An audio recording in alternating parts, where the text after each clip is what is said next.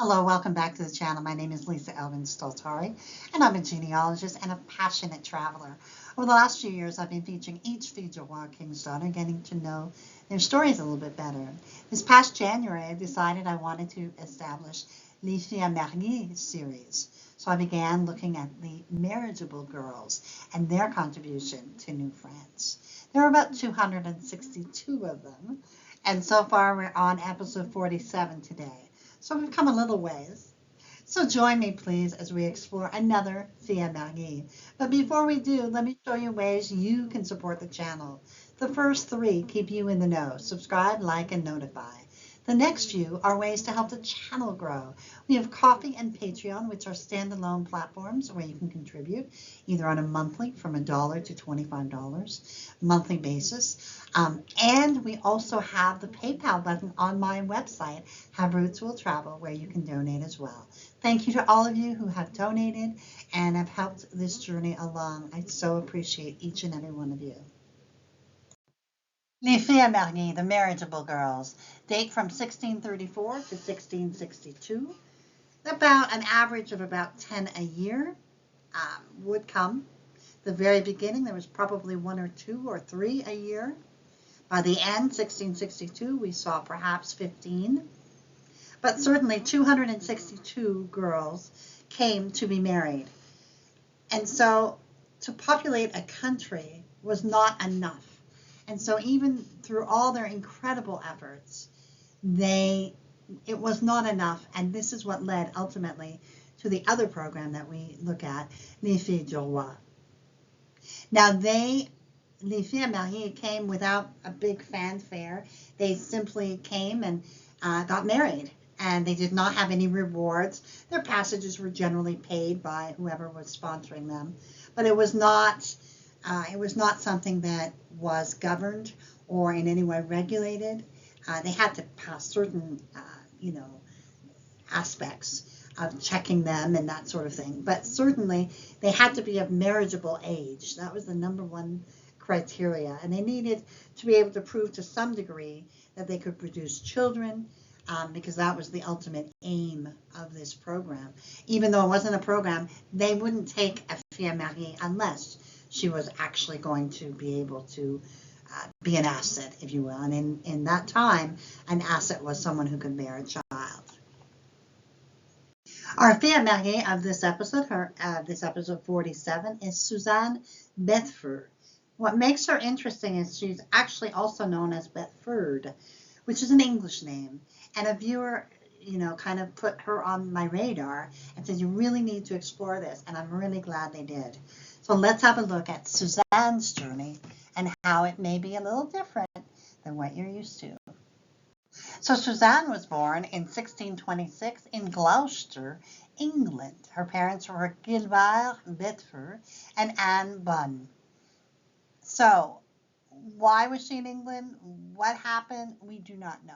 We do not know if her parents were English, but certainly this was something that I suspect Anne Bunn was French, and I think that that's probably the connection. But again, don't have that information. Now let's talk a little bit about Gloucester. Gloucester was founded by the Romans and became an important city and colony in AD 97. It was granted its first charter in 1155 by Henry II. In 1216, Henry III, aged only 9 years old, was crowned with a gilded iron ring in the chapter house of Gloucester Cathedral. The town is also the site of the siege of Gloucester in 1643, during which the city held out against royalist forces in the First English Civil War. So you can really see where it is in terms of the regions of England. And this is the southwest, and inside that southwest, we have Gloucestershire. This is an old map on the upper right, and then this is the church where she would have been baptized in. Suzanne was married, and she was married to a merchant named Jean Charnes, and that is possibly also the connection. Perhaps he had a connection to Canada. So she became a widow and came to Canada sometime before 1649. So the groom that she selected and who selected her, his name was Mathieu Hubert de Delonchamp. How's that a mouthful? He was born in 1626 in Mesnil-Durand in France. His parents were Nicolas Durand and Madeleine Moulet. You can see that he's from Normandy. And inside of Normandy, he's from the Calvados department. The population today dates from 300. The church that you see on your upper left dates from the 12th century. It's called Église Saint-André and was renovated in the 16th century. And by the 1st of January of 2016, it actually merged with another commune. So it's actually not known as Mesnil-Durand anymore. It's known as Libéraux Pays d'Auge, but that's getting into the weeds. But just in case you want to try to find it, it has kind of evolved. It took me a while to kind of find it. But that is where he is from. So they were married September 29th, 1649 in Quebec City. They would first settle in Quebec City, which is, as you know, the capital city, or may not know, it's the capital city of the province of Quebec. 500,000 people live today directly in Quebec City. Quebec was originally named by the Algonquins, who named the area Quebec, which in their native language meant where the river narrows. Quebec City lies where the St. Lawrence River narrows. Samuel Champlain founded a French settlement here in 1608 and called it Ville de Québec, or Quebec City.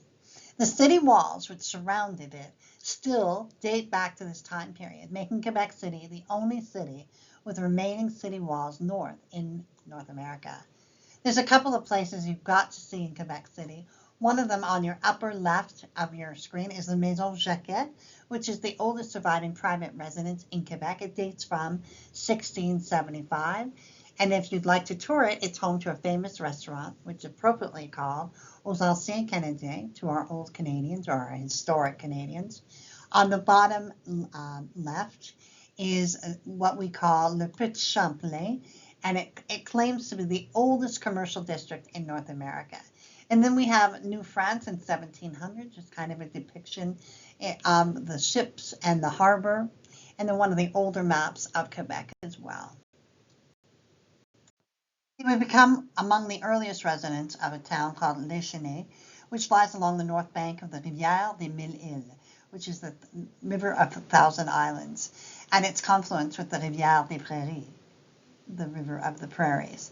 The name is a reminder of the role played by Charles Aubert de la Chesnée as founder and seigneur of the original settlement. The old agricultural settlement dates back to 1672 when the first colonists arrived. Its history is steeped in the fur trade. La Chesnée was involved in the fur trade, as were Jacob Jourdain and Peter Pangman, two of the last seigneurs in the late 18th century. The settlement was devastated 3 times by the Iroquois under the leadership of the Black Cauldron near the end of the Iroquois Wars. The surviving 33 colonists prospered under the treaty with the Iroquois, and by 1765 there were 352 inhabitants. In 1845, La Chesnée was officially created. And so it has become a very picturesque and residential suburb. But it had a very tragic history and was certainly a more challenging place to live. They would eventually have 9 children. Athanase would pass away before the 1681 census, and I don't have any more information on him. Mathieu would marry Catherine Goulet and have 4 children, all of whom would make it. Jean would marry Marguerite Goulet and have 9 children, 8 of whom would make it. Geneviève would marry Julien Gagne and have 7 children, 1 of whom would make it. Anne would marry René Sauvageat and have 7 children, 1 of whom would make it. She would then marry Moisy Hilaire and have 2 children, neither of which would reach adulthood. Jacques would pass away at the age of 16. Nicolas would pass away at the age of 19. Charles would pass away at the age of 15. Madeleine would die at less than 1 year of age. Mathieu would die on October 31st, 1678, at the very relatively young age of 52. He is buried at Pointe-aux-Trembles on the 2nd of November. By 1681, we have Suzanne, who's a widow with 46 years old. She has her children, Mathieu, Jean, Nicolas, Charles. They have 2 guns, 2 goats, and 9 arpents, about 5 to maybe 6 to 7 acres of land. On November 13, 1689, the Le Chenet massacre occurred. This was a little over 3 months after the vicious massacre of the residents of Lachine by the Iroquois in August. And this was about 30 miles away from this town. Although it was very small in size, Lachine was a strategic trading post between the river and the upper country, and was located about 20 miles north of Montreal. Although the war had been officially declared between the English and the French in May of 1689, many of the violent skirmishes between the French and English-supported Iroquois had been a result of the ongoing Beaver Wars. These deadly encounters had forced the French authorities to require the settlers arm themselves at all times and not to go out alone. The fort at Le Chenet, protected by 1 company of the Carignan-Sanier regiment, allowed the residents to take refuge in the event of an Indian attack. Many of the inhabitants in the sparsely populated area had migrated to the fort for protection after the August massacre at Lachine. But as the autumn weather began to take hold, the intense fear held by the residents after Lachine began to slowly dissipate, and some of the residents returned to their daily lives. On the evening of November 13th, an early snowfall provided an extra bit of security to those who presumed that the Indians would not likely attack in a thick blowing snow. They were wrong. During the night, while the inhabitants slept, about 150 tribesmen from the Onondaga Nation crept into the settlement in much the same way they had at Lachine, and they massacred the people of La Chenet. More than 1/3 of the inhabitants, 33 people, vanished or were killed outright. And among those people is the story of our heroine, Les Filles du Roi. And let us have a look at what happened to her family. When I saw how many members of the family perished, I had to write their names. All in all, 14 members of that family would perish. We have Suzanne herself, who perished, her son Charles, her daughter Geneviève, her son-in-law Julien, her grandson Pierre, her other grandson Charles, her granddaughter Jeanne, who was actually stolen and then adopted by the Indians, Michel Gagne, her grandson, Marguerite, her grandson, René Sauvageau, Marguerite Sauvageau, Marie-Thérèse Sauvageau, another granddaughter, Flavie Sauvageau, granddaughter, and Bernard Sauvageau, her grandson. There are no words to say the tragedy that occurred that night. And this is just one family. Here are some of the resources that I've used to produce these videos, but Généalogie Québec is probably the one I use the most on a daily basis. Maple Stars and Stripes, please have a look at that as well. It's a podcast, just phenomenal. And we have Généalogie du Québec et d'Amérique française, otherwise known as Nos Origines, which is a phenomenal website as well. All of them are wonderful. Please check them out. And I've listed the addresses for you to click on in the notes. So ends episode 47 of this incredible Englishwoman who came to New France, who explored new territories, who survived the loss of a husband, the loss of children, and then ultimately lost her life and her family in the tragic massacre in 1689. Just a remarkable story, and I'm grateful to the gentleman, I think it was a gentleman, who told me, you need to explore this story. And it could be another viewer, I'm not sure. But I'm just amazed by these stories that we keep uncovering. So we want to honor Suzanne and honor her contribution. We want to bless her memory and be grateful for what she did give us. Because by 1729, there were 130 descendants of this very brave woman who gave her life so that her legacy would carry on and would protect and would protect her children as best as she could, but ultimately her children, herself, her husband died before all of this. But notice she didn't get married. I mean, she just was an amazing pioneer woman. So I'm in awe. And so more research into Suzanne's incredible life should occur, I think so. With that being said, let me just say thank you to my patrons, supporters, and subscribers. Thank you for all you do and all your wonderful support. I couldn't do what I do without you. So thank you so much. And so the next time I see you will be episode 48. Until then, au revoir.